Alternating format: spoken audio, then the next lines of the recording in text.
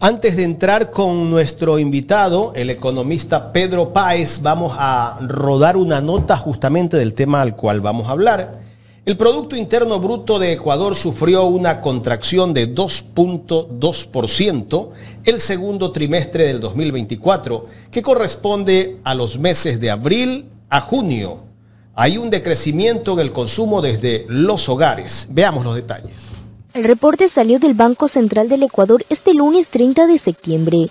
En la economía de los hogares del país hay una disminución de la demanda de productos textiles y calzado, así como una caída en los servicios de comercio, transporte, alojamiento y comida, lo que contribuyó a que el Producto Interno Bruto tenga una contracción de un 2,2% en el segundo trimestre de abril a junio de este 2024. Es que no fue un periodo normal. Desde el 1 de abril el IVA subió del 12 al 15%. También hubo apagones. Otros dos factores que influyeron en este decrecimiento fueron el declive en el sector de la construcción y desde el gobierno se disminuyó el rubro de compra de bienes y servicios. Se trata de la caída más fuerte que ha tenido la economía ecuatoriana en un trimestre. En términos interanuales, desde el primer trimestre de 2021, cuando el país atravesaba la pandemia de COVID-19. De igual manera, el Banco Central del Ecuador muestra una caída interanual de 8,2% en las inversiones públicas y privadas. Bueno, ahí estábamos viendo justamente la nota de Oromar TV de la situación económica que vive el Ecuador y a esta hora de la mañana vamos a saludar con el economista Pedro Páez, con quien vamos a analizar todo lo que está pasando en este momento en la parte económica en el país. Economista, buen día, gracias por acompañarnos, bienvenido. Gracias a ustedes, muchísimas gracias por la invitación, un saludo muy cordial a Jaime, a Carlita, a toda la audiencia. Economista, buenos días, gracias por aceptar esta invitación. Bueno, el reportaje es bastante claro. La economía ha caído y eso se refleja en el decrecimiento que hay en el PIB del país. Básicamente no hay circulante, la gente no compra, ha bajado el tema alimentación, el tema transporte, el tema hotelero. Yo creo que en general, ¿qué pasa? ¿Cómo le inyectas capital al país? ¿Qué pasa en estos momentos? Sin sumar el tema pues de los cortes energéticos, que yo creo que ha tenido una afectación directa y profunda en la economía de nuestro país. Bueno, si ustedes revisan una entrevista, la penúltima, creo que fue hace unos 5 o 6 meses, que ustedes tuvieron la gentileza de hacerme, allí decíamos, ¿no?, que ese ajuste que se había anunciado justo en esos días por parte del Banco Central, de que el PIB en este año iba a crecer en solo el 0.1%, o sea, que se iba a quedar en cero, era en realidad muy conservador, que el Ecuador estaba decreciendo, que había ya síntomas no solamente de una recesión, sino de fuertes tendencias depresivas. Y este no es solamente el criterio técnico, digamos, en el que se establece que cuando se tiene 2 trimestres seguidos de un crecimiento negativo del Producto Interno Bruto, se lo define como recesión, sino que estamos hablando de tendencias, de dinámicas que generan destrucción de empleo, destrucción de tejido social, y en general una situación depresiva, como su nombre lo indica, en términos de los ánimos de la gente. Por eso me parece muy importante el que en un programa como el suyo, ¿no es cierto?, no solamente que puedan verse no solamente que puedan oírse voces alternativas, sino que también puedan plantearse opciones para el país. Estamos inundados de malas noticias y una de las noticias más graves es precisamente el hecho de que ya se confirma de que el segundo trimestre, antes de que empiecen los apagones masivos, ya tuvo un decrecimiento. Y este reportaje de Oromar me parece que tiene el mérito, que la mayoría de los canales de televisión lo ocultan, de demostrar que fue la medida del aumento del IVA la que ya gatilló, ¿no es cierto?, un proceso de destrucción de las a eso iba, economista, para que la gente un poco comprenda, ¿no? En el momento que aumenta el IVA, automáticamente directo viene un decrecimiento y se suma a el tema de la energía eléctrica, es así, ¿no? Pero lo que es importante ubicar es que las tendencias depresivas venían desde antes. Okay. Es decir, esto es fruto de 7 años de castigo, de darle palo a la población ecuatoriana, ¿sí? Las políticas neoliberales lo que generan es un proceso de estrangulamiento de la liquidez en su conjunto a través de la reducción, no solamente de la reducción del gasto público, de la reducción de la inversión pública, que era lo más necesario. Es decir, el tema de los apagones es algo absolutamente programado. Aquí crearon el problema para después vender la solución. El problema es que no se ponen de acuerdo quién es el que va a terminar, los amigos de quiénes son los que van a terminar vendiendo la solución. Entonces, esto de aquí viene, ¿no es cierto?, con todas las políticas que son refrendadas por el Fondo Monetario Internacional, pero que los economistas de aquí son más papistas que el Papa. Acuérdense del ministro Martínez, ¿no es cierto?, que en plena pandemia prepagaba la deuda externa, cortando el gasto en seguridad, en salud, en plena pandemia. Decenas de miles de muertes innecesarias. Muertes que pudieron haberse evitado por la irresponsabilidad de estos señores, que además a él le significó el premio de irse a trabajar en un puestazo en Washington. Entonces yo creo que es fundamental ubicar que el tema de los apagones van a exacerbar este proceso que ya se venía dando de castigo al pueblo ecuatoriano, porque tienen que escarmentar que hace 10, 15 años el país osó tener esperanza y se decidió, ¿no es cierto?, de manera insurreccional, se decidió a construir esa esperanza en términos reales. Entonces yo creo que es muy importante para levantar el ánimo de los ecuatorianos, para romper esas tendencias depresivas, el que tengamos también la imagen muy reciente de que el país puede ponerse de pie, ¿no es cierto?, y decir no a las adversidades, pero que eso no es un problema solamente de ideas, de buenas ideas, o de buenas intenciones, sino que tiene que concretarse en decisiones de todos y cada uno de los ecuatorianos de acabar con estas políticas neoliberales que lo que hacen es destruir al país para beneficio de los bolsillos de unos cuantos. Doctor, una de las cosas que nos sorprende, y justamente viendo este reportaje, es que también ha caído el tema de la construcción, a pesar de los incentivos que el propio presidente pues le dio a este sector. Esto nos deja un mensaje. A sus amigos. Ahí está el problema, Carlita. No es al sector, es a sus amigos.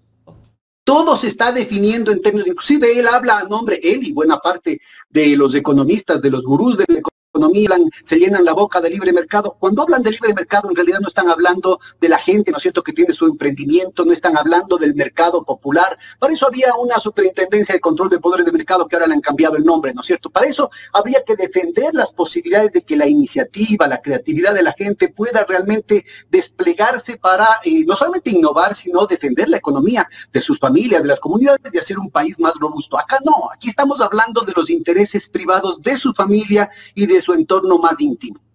Bueno, entonces, incluso ahí, ¿no?, se ve cómo ha sido el tratamiento del gobierno. Pero, doctor, ¿hasta cuándo el país va a poder aguantar la aplicación de las políticas del Fondo Monetario Internacional? Porque parece que esto no tuviese salida y ahí tenemos una gran preocupación. ¿Hasta cuándo, padre Almeida? Hay una leyenda acá en Quito, ¿no?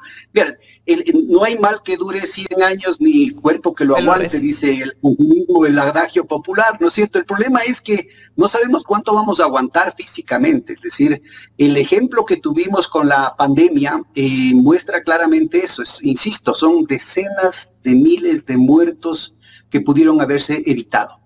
Y esa irresponsabilidad, esa inoperancia no era casual. Acuérdese que después de la absoluta ineptitud del gobierno de Moreno, y que todo el mundo decía, es que lo que pasa es que no sabía, lo que pasa es que no sabe de estas cosas, no sabe dónde está parado. Y eso inclusive gente de la oposición, gente de izquierda. Vino el gobierno de Lasso y en 5 segundos resolvió el problema.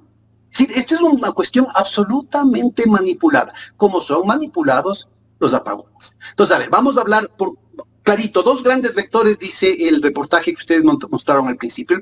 La primera es una reducción del consumo de los hogares. Esto de aquí se viene construyendo sobre la base, no de que la gente deja de comer, no es que la gente está haciendo dieta, es que la gente no tiene empleo. Es que los pequeños, los medianos emprendedores, ¿no es cierto?, no tienen a quién vender, no les alcanza para completar el mes. Es que resulta ser, ¿no es cierto?, que las políticas del gobierno están diseñadas precisamente para eso. Por ejemplo, en el campo del empleo formal, digamos. Lo que teníamos en la época de Correa, porque es un problema estructural, ¿no?, que viene arrastrándose, pero por décadas, inclusive desde una matriz económica de monopolio del recurso, por ejemplo, la tierra, del monopolio del comercio, ¿no es cierto?, los cuellos de botella, van generando una situación que la CEPAL llama la incapacidad dinámica del capital, es decir, que el capital no tiene la capacidad, no tiene la posibilidad aquí en los países subdesarrollados, de invertir lo suficiente como para generar puestos de trabajo que puedan dar ocupación al crecimiento demográfico de la población. Entonces, el punto fundamental aquí, ¿no es cierto?, es que si es que el mercado no puede, el capital no puede, es papel del Estado el generar un plan nacional de desarrollo que permita justamente ubicar las áreas estratégicas, por ejemplo, el de electricidad, por ejemplo, el de petróleos, por ejemplo, el tema de infraestructura, para crear las condiciones sistémicas de productividad. Ok, o sea, doctor, el gobierno debería de invertir, tendría que hacer inversión, claro, pública, directa. No hay alternativa, no hay alternativa. Entonces, mire, si es que el capital privado lo que está buscando son nichos de mercado rentistas que generan poco empleo y que mandan lo fundamental de esos recursos fuera del país, eso significa el desarrollo del subdesarrollo. Eso significa más dependencia, eso significa más atraso y eso significa condenar al conjunto de la población a una situación de precariedad y de miseria. No hay otra alternativa. Esto se ha visto aquí en el Ecuador, se ha visto en otras partes del mundo. Entonces, el papel del Estado, inclusive en países capitalistas, porque recuérdese, mire, en los Estados Unidos, aquí en el Ecuador, el papel del Estado llega, el presupuesto del Estado en relación al PIB más todo lo que es sector público, no llega al 40%. En los Estados Unidos ese porcentaje llega a cerca del 50%, en el promedio europeo es más del 50%, países como Francia y Alemania están rodeando el 60% y los países nórdicos 65, 70% del Producto Interno Bruto, y son países capitalistas prósperos que han podido superar el subdesarrollo. Entonces, no estamos hablando aquí de la relación entre comunismo y capitalismo, no, aquí estamos hablando dentro del propio capitalismo, inclusive antes que exista Keynes, ¿no es cierto?, con las políticas keynesianas, había toda una tradición filosófica, una tradición económica, ¿no es cierto?, que daba ese papel al Estado, inclusive como un efecto, como un elemento de protección indispensable frente a sus enemigos. Entonces, aquí en el caso del Ecuador, el enemigo principal es la pobreza, el enemigo principal es el atraso. Si es que las fuerzas espontáneas del mercado, que son oligárquicas, que nacen de esa matriz precapitalista tremendamente concentrada, no están en capacidad de dar respuesta a la población, pues es indispensable que el Estado de manera estratégica defina aquellas áreas que no solamente generen empleo por sí solas, sino que permitan que florezcan otras actividades. Grandes, medianas, pequeñas, la creatividad desde las familias, la creatividad desde las comunidades, para que la gente pueda ganarse la vida de manera más eficiente y de la manera que le permita generar prosperidad. Si no lo hace eso, entonces van a venir enemigos del país, enemigos de la gente, que van a aprovecharse de ese descontento, de esa frustración, de esa imposibilidad existencial de la sociedad ecuatoriana de convivir en paz y de garantizarse un futuro mejor, no solamente para esta generación, sino para las próximas, para reclutar gente como lo que está pasando con el tema del narcotráfico. ¿Significa entonces, doctor, que nosotros estamos frente a un gobierno que pretende la privatización en los distintos sectores, sobre todo los estratégicos del sector público? ¿No hay otra? No hay otra alternativa. Miren, es cuestión de ver objetivamente. Aquí no se trata de gobiernistas, antigobiernistas, izquierdistas versus derechistas, correístas y anticorreístas. Clarito, véase clarito. En la época de Correa, ¿no es cierto?, después de décadas de mantenernos en una situación de decrecimiento, a propósito del Producto Interno Bruto, en última instancia, si usted lo divide para el número de la población ecuatoriana, nos da el ingreso promedio. Desde 1981, tras la conveniente desaparición del presidente Roldós, empiezan las políticas neoliberales con la presencia ominosa del Fondo Monetario Internacional en cada paso de esa situación, y tenemos 25 años de decrecimiento.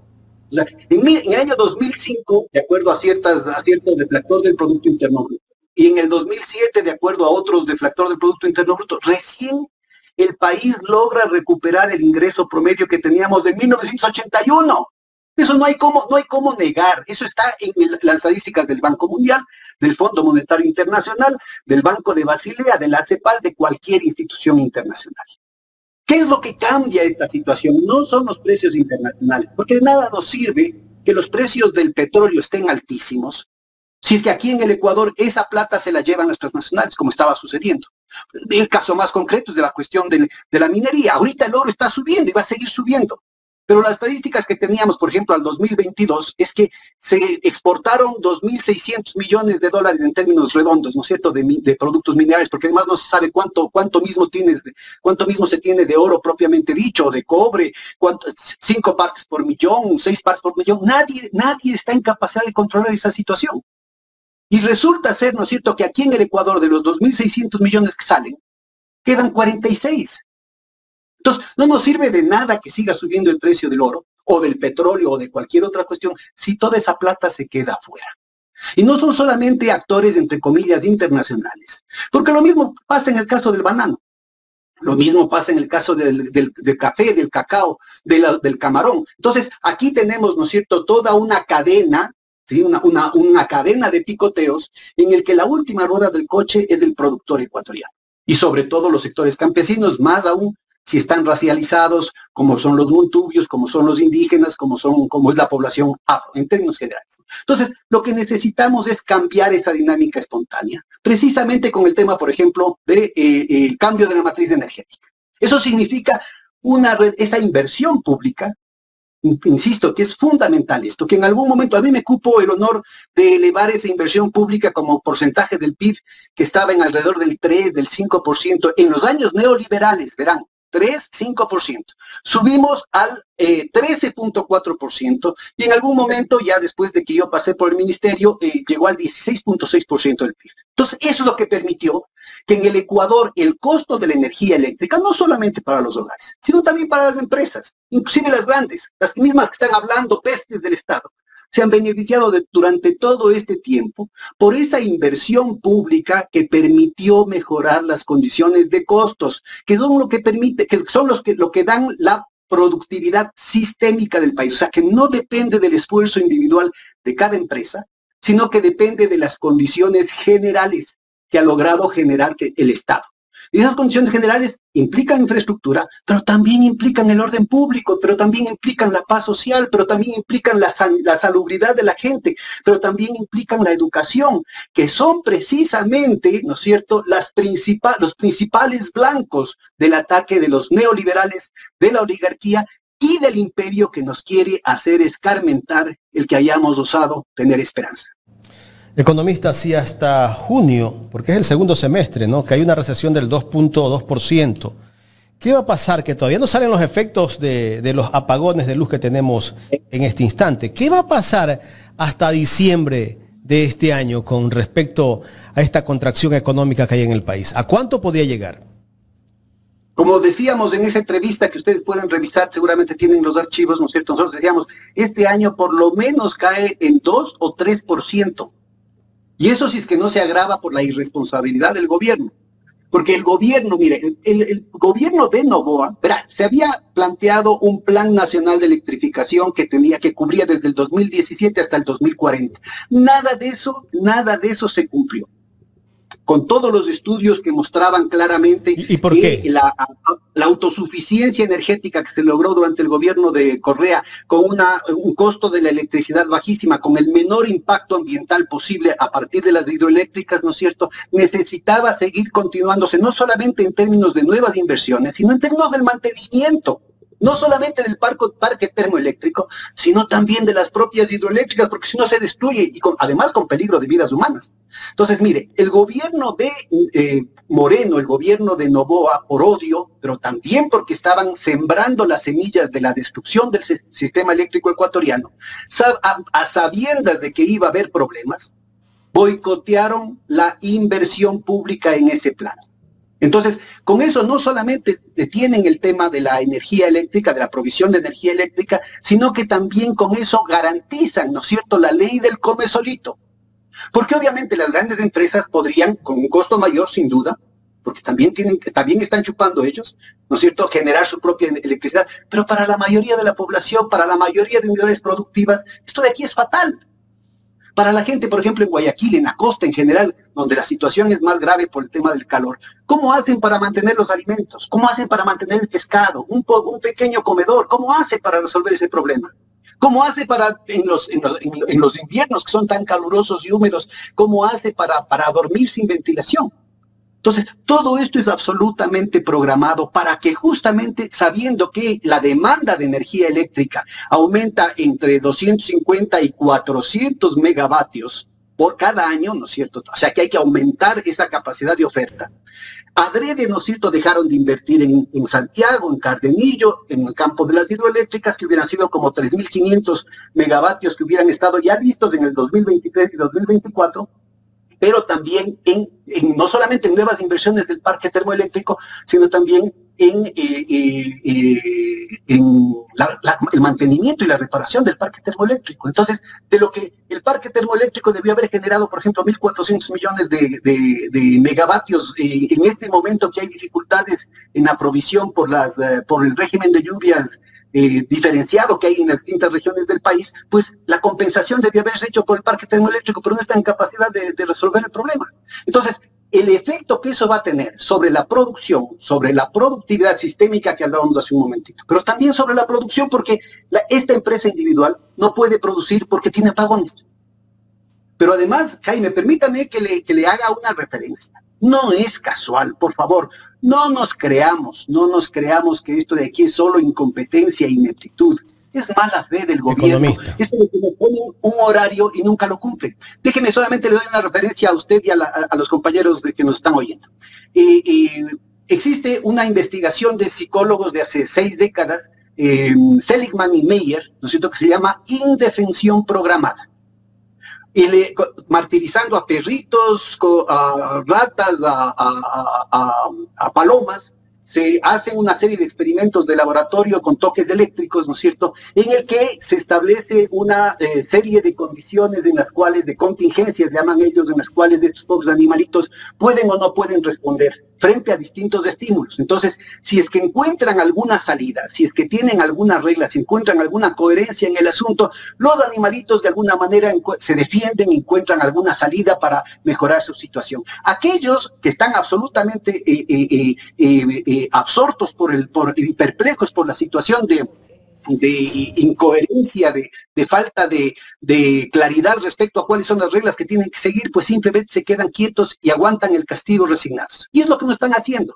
Entonces, el efecto que nos están haciendo con el tema de que nunca cumplen las reglas del juego, ¿no es cierto?, que nunca cumplen los horarios de los apagones, el primero es que terminamos agradecidos si es que en lugar de que empiece el apagón a las 8 de la mañana, empieza a las 8:30.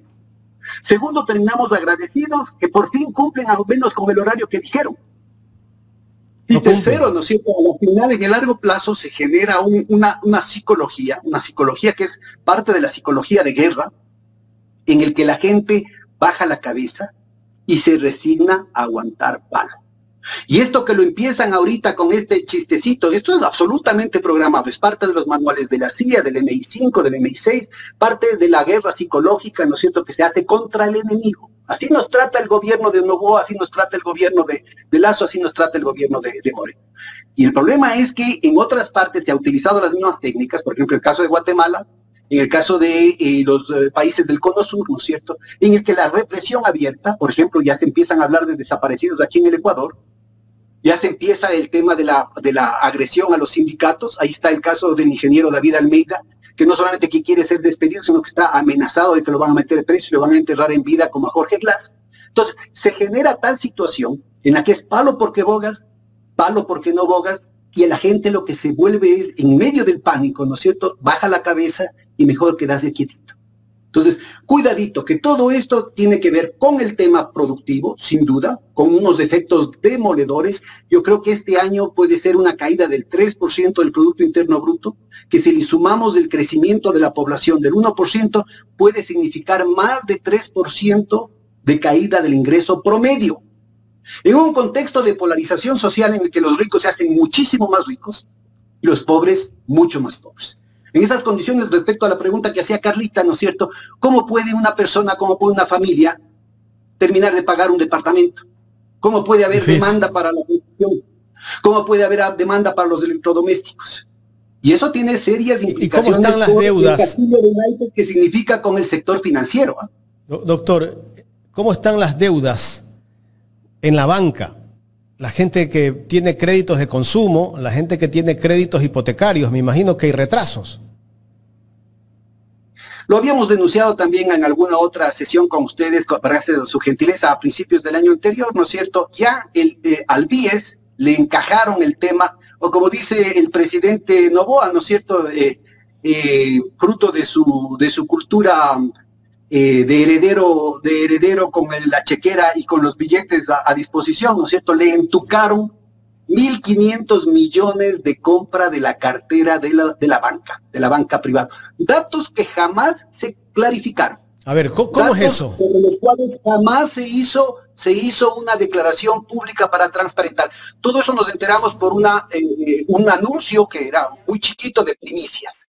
En pleno momento cuando decían, acuérdese Jaime, que decían que cuidado se toca la Reserva Internacional, por ejemplo, para dar insumos a los hospitales. Cuidado se toca la Reserva Internacional, por ejemplo, para el tema de las escuelas. No, eso no se puede tocar, es un sacrilegio, se cae la dolarización. Pero dijeron, démosle 1.500 millones de la Reserva Internacional para la banca. ¿Por qué? Precisamente porque ya hay esas dificultades. Y de esas dificultades, sin duda, pueden haber muchos elementos de precaución, muchos elementos regulatorios que pueden aliviar la situación, pero solo se puede resolverla de manera efectiva y sostenible si se reactiva la economía con otro tipo de política económica, con una inversión pública importante, con una mejora en la distribución del ingreso y generación de empleo. Correcto. Estamos dialogando con el economista Pedro Páez. Economista, ¿qué pasa con el tema del aumento del IVA? Se supone que con el IVA las cosas iban a andar mejor con el aumento de 3 puntos. ¿Eso también son parte de los efectos que estamos viviendo en este momento? Lo habíamos conversado en alguna reunión anterior. Yo creo que es importante revisar, ¿no es cierto?, el récord anterior, porque eso permite entender que hay teorías económicas que nos permiten entender qué es lo que va a pasar en el futuro, ¿sí? Es decir, hay mucho oportunismo de regresar a ver y una vez con el hecho consumado tratar de dar alguna justificación. Son temas que los anunciamos en su momento. Justamente el tomar esa medida en plena tendencia depresiva en el Ecuador, lo que hace es profundizar la depresión. Y es mucho más fácil provocar una depresión que salir de ella. La recesión es solamente una parte, es decir, en términos estadísticos puede establecerse distintas convenciones respecto a cómo calificamos esta situación, pero en términos cualitativos es fundamental entender que no es solamente el tema del crecimiento del PIB. Hay cosas que tienen que ver con la destrucción del tejido productivo. Hay cosas que tienen que ver con el alma de la gente, hay cosas que tienen que ver con el estado de ánimo de la gente. Esta es la misma situación que hacían con los animalitos, pues nos dan palo porque bogas, palo porque no bogas, por más que se esfuercen, por más que la gente haga, ¿no es cierto?, todo tipo de sacrificios, pues no puede salir adelante. Y entonces esta situación plantea tal nivel de desánimo en el que, sobre todo en los sectores juveniles, ¿no es cierto?, esta frustración por todo lado, este castigo, esta evidente política sistemática de ataque a la población por parte del gobierno, por parte del sistema, abre las puertas para justificar un contrapoder delictivo, que puede empezar en la pandilla del barrio, que puede empezar con actividades simplemente vandálicas de protesta, de bronca con la gente, de bronca con el mundo entero, pero que terminan siendo articuladas, ¿no es cierto?, por estos poderosos intereses que de manera transnacional, pero con el apoyo, por ejemplo, de la banca acá, como mostró el informe León de Troya, ¿no es cierto?, garantiza que el Ecuador se convierta en territorio de disputa para los narcos. Entonces, yo creo que es muy importante entender, ¿no es cierto?, que ese aumento del IVA no es recomendado por ninguna escuela del pensamiento cuando se trata de una fase depresiva del ciclo. En ningún manual de política fiscal se podría entender este tipo de situaciones, ni siquiera en los más neoliberales. Y aquí se lo toma a sabiendas, porque lo que quieren, ¿no es cierto?, es justificar el que no cobren los impuestos a sus propias familias. Por favor, repitamos, la familia del señor Noboa, solamente la corporación de su padre, ¿no es cierto?, tiene 88 millones de dólares de deudas con el SRI en firme, después de haber hecho todos los trámites para que les perdonen eso en los tribunales. Pero el conjunto del clan Noboa, incluyendo su tía, es más cercana todavía que su papá, para el señor Noboa, ¿no es cierto?, son 155 millones de dólares. Entonces, o sea, en total, ¿cuánto sería la deuda? La recaudación que quieren hacer del 15%, de ese aumento del 12 al 15%, ¿no es cierto?, lo que quiere es justificar el hecho de que no se les va a cobrar a todos los oligarcas amigos de la familia Noboa, ¿no es cierto?, que en su total son 2.300 millones de dólares en firme, y eso sigue creciendo. Y no hacen nada para recuperar esa plata. Entonces, mire, el problema es fundamental. El total de la deuda, ¿a cuánto asciende de la familia Noboa? La deuda total son 155 millones. Era al principio de este gobierno, ¿no? Puede ser que ya hayan en tribunales, se haya puesto en firme, ¿no es cierto?, se hayan negado más casos, ¿no es cierto?, y pueda hacer que la deuda sea mayor. Y simplemente no pagan. ¿Y en total de los grandes empresarios?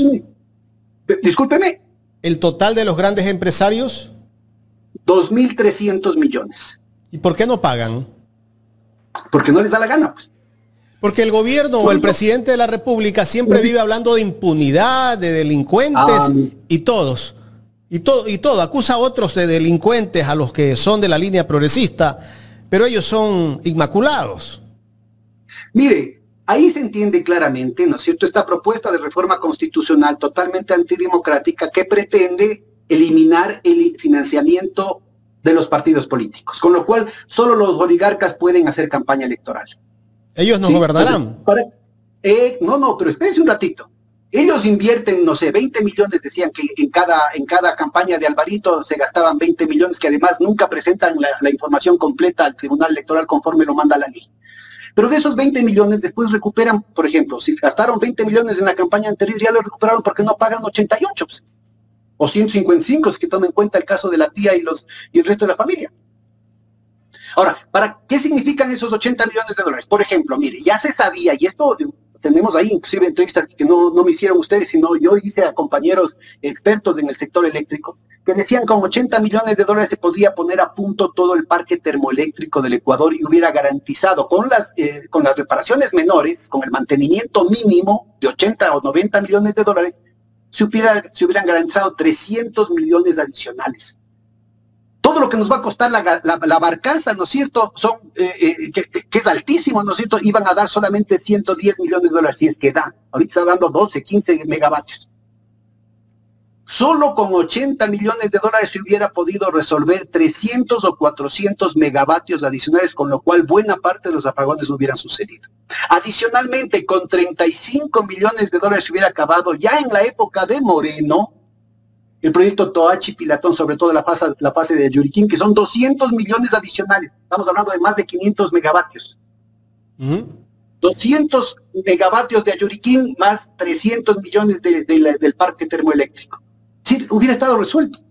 Pero simplemente no lo hacen porque son sus amigos los que necesitan, ¿no es cierto?, tener esta alternativa. De hecho, verá, el gobierno de Lasso, solamente le acabo con este detalle, el gobierno de Lasso ya hizo continuó lo del gobierno de Moreno para boicotear al sistema eléctrico, ¿no es cierto? Hizo lo mismo el gobierno de Lasso. Inclusive el último año hubo un descuento a través de estos créditos de liquidez de emergencia que llaman, que le quitaron de la caja chica de las empresas eléctricas 640 millones de dólares para que no tengan plata con qué invertir.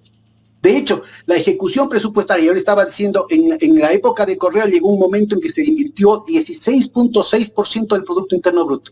De 16.6, de 17, pongámoslo en redondo, ahora se invierte menos del 1%. Entonces se crea el problema, y ya lo dijo recientemente, y habría que pedir aclaraciones. El señor Santos Alvite, ¿no es cierto?, además abusando de que es viejito, ¿no es cierto?, se hace el bonachón, él tenía lista toda la cuestión, con toda la lista con todos los amigos que iban a proveer la demanda no satisfecha de energía. Y que llegó el gobierno de Noboa y no lo hizo. ¿Por qué no lo hizo? Porque no quiere que sean los amigos del otro gobierno, sino que quieren que sean sus propios amigos los que terminen vendiendo la solución del problema que ellos mismos crearon. Entonces, ya en diciembre del año 23, ya con el gobierno de Noboa, se hace otro descuento de la caja chica de las eléctricas por 497 millones que hasta ahora no se pagan, ni los 640 anteriores ni los 497.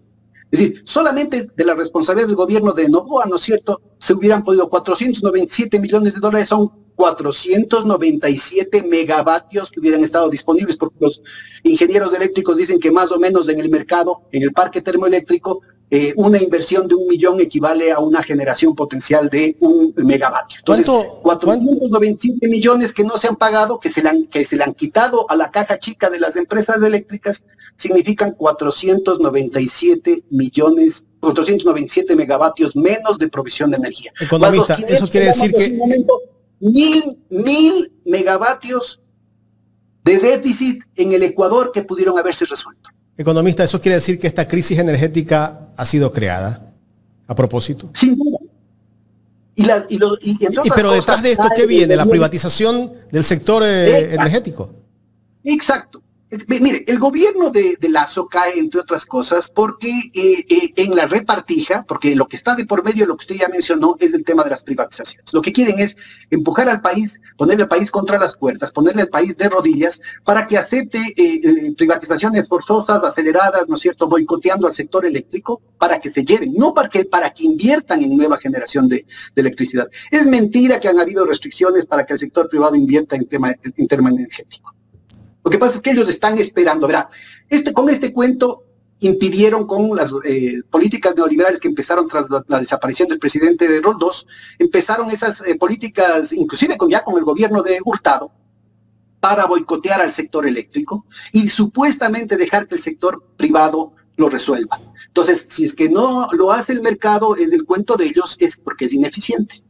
Durante todo ese tiempo pudo el sector privado haber invertido en Coca-Cola Sinclair, en Santiago, en Cardenillo o en el parque termoeléctrico, o en cualquiera, no lo hizo.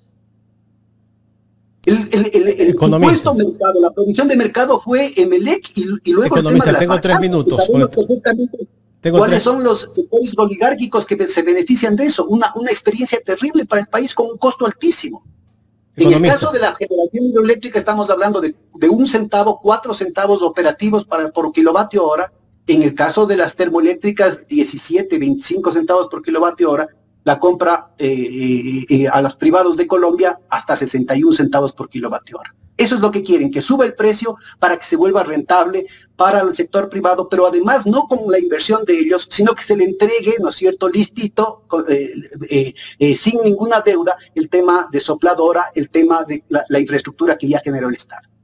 Economista, bueno, se ha empezado una campaña mediática para decir que todo lo que está en manos del Estado no sirve.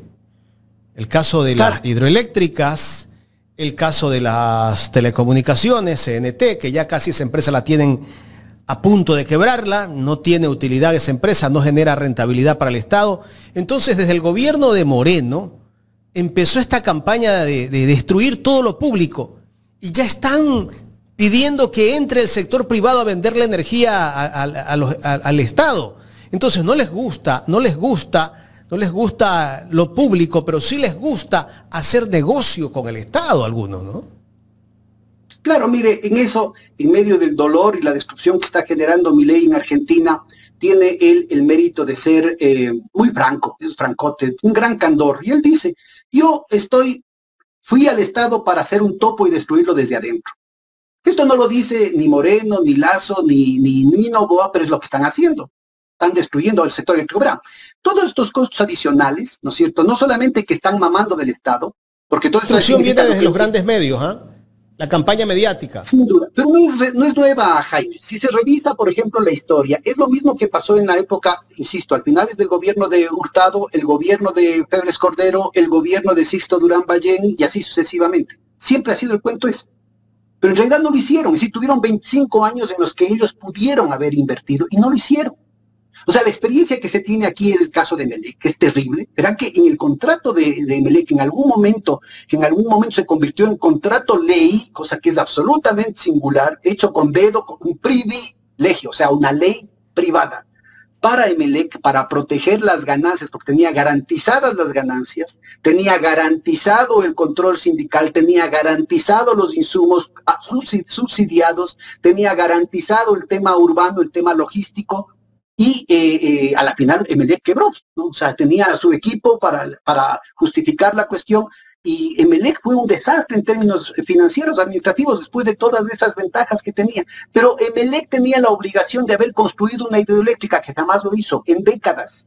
Luego vino la experiencia de las barcazas. La experiencia de las barcazas es una cosa carísima, que lo único que dejó aquí en el país fue contaminación y un hueco enorme. Tanto en el déficit fiscal como en el déficit de la balanza de pagos. Porque verá, cuando usted hace una inversión, por ejemplo, en Coca-Cola Sinclair, o en Mazar, o en Paute, en cualquiera de esas hidroeléctricas, ¿no es cierto? Una parte se va a comprar la maquinaria afuera, pero una buena parte no se tiene que contratar gente para que haga la construcción, para que haga la infraestructura, ingenieros, arquitectos, mano de obra calificada y no calificada, técnicos de todo tipo, y todos los encadenamientos que eso significa, porque tiene que dar de comer a los trabajadores, porque tiene que crear infraestructura, hotelitos, gente donde se pueda albergar, dinamiza los pueblos de alrededor, las ferreterías, en fin, es todo un movimiento que eso significó. Que hacen que cada dólar que se invierte, ¿no es cierto?, se convierten en 4, 5, 6 dólares en generación de nuevo empleo, en generación de nueva riqueza dentro del país. Economista, ya en la recta final. Solo le acabo la idea. Cuando usted paga la barcaza, o cuando usted paga Colombia, no solamente que sale la plata del gobierno, o sea, se reduce la cuenta del tesoro en el Banco Central, por lo tanto se reduce la Reserva Monetaria Internacional, por lo tanto aumenta el déficit del gobierno, pero eso de ahí, esa plata no se queda aquí, porque esa plata se va afuera, pues, con lo cual desaparece de la circulación, son dólares que desaparecen de la circulación interna. Y eso significa un déficit mayor en la balanza de pagos, pero también un estrangulamiento de la liquidez interna que causa problemas directa o indirectamente en el pago de los préstamos del sector privado o del sector público en el sector financiero. Economista, finalmente tengo dos inquietudes y me gustaría que me las responda las dos inquietudes, si es posible, en minuto y medio. A ver, primero, el presidente Moreno hace poco dijo en una entrevista que lo mejor que pudo hacer en su gobierno fue la renegociación de la deuda externa. Me gustaría un criterio de eso. Ya. Y la otra pregunta, la otra interrogante, ¿cómo evalúa usted a este gobierno en estos 10 meses que lleva en el poder? Mire, la renegociación fue un tremendo negocio para el grupo de sus amigos, de los que le auspiciaron, de los que auspiciaron su traición, ¿no? Los bonos 2030, 2035, 2040, antes de la renegociación que hizo Martínez y que le valieron el puesto en Washington, estaban cotizándose en el mercado secundario en 40 centavos por cada dólar. Después de la renegociación pasaron a 75. Entonces, tremendo negocio, pero para el país terrible.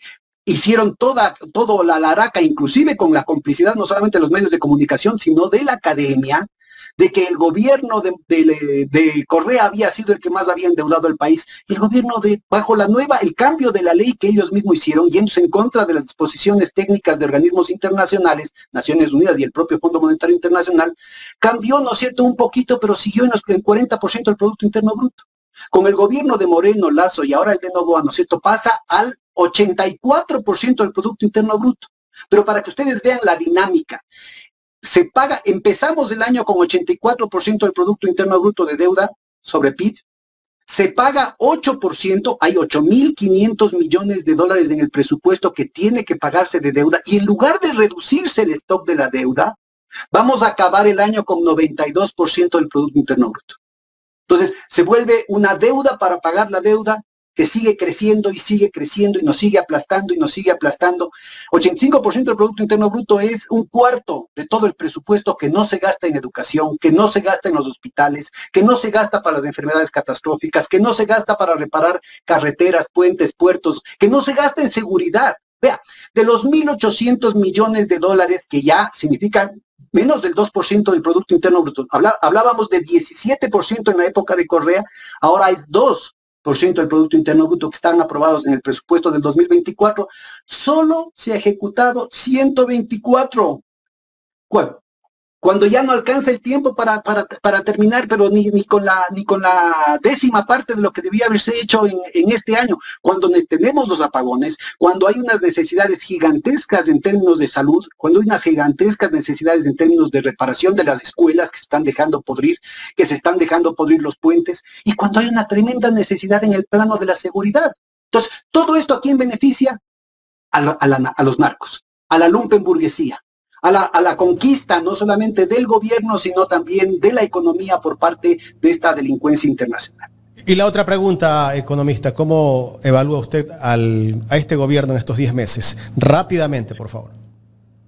No es la sequía más grave de los últimos 61 años, es el peor gobierno en los últimos 2 siglos, ¿no es cierto?, que le ha ganado, cosa que es bien difícil, y en eso sí tiene mucho mérito Noboa, le ha ganado al gobierno de Lasso y al gobierno de Moreno, que verdaderamente hicieron muchísimos méritos también para ser los peores de la historia del país. Están destruyendo el país, pero lo que es más grave, lo que conversábamos con Carlita al principio, todo esto, ¿no es cierto?, que el Estado ya no está haciendo, que el Estado le están obligando a no hacer, porque le están boicoteando desde adentro, porque lo mismo se puede hablar en el campo petrolero, lo mismo se puede hablar en el campo de las telecomunicaciones, lo mismo se puede hablar en términos de las tecnologías, lo que está es hipotecando el futuro y garantizando, ¿no es cierto?, que quienes sean legitimados, quienes tengan la alternativa para el común de la gente, sean las bandas criminales.